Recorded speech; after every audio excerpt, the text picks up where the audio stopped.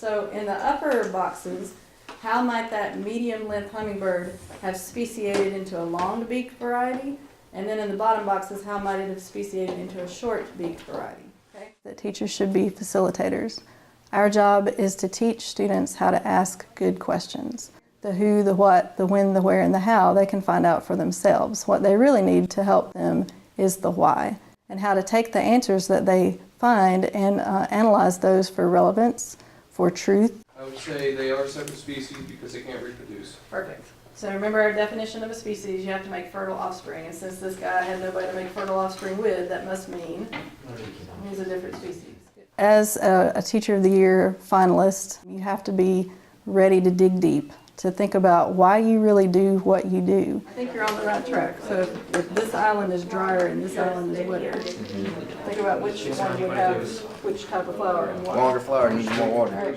I think being a teacher leader has a lot to do with your administration. I've been fortunate enough to work for a couple of principals who are very empowering of teachers. They want us to have a voice in the decisions of the school. So if I've got better soil, am I going to grow longer flowers or shorter flowers? Longer, which would lead to on the birds. Okay, good. I am passionate about beginning teacher preparation. It's important that when a student asks you a question that you know your content well enough to lead them to the answer themselves. Based on what we saw with the hummingbirds and the flowers, see if you can define that word. What does that mean, to co-evolve? I really believe that the role of the teacher today is to teach the student how to think, not what to think. And on the other island, you've got short-beaked birds. So my challenge to you is to tell me how that happened.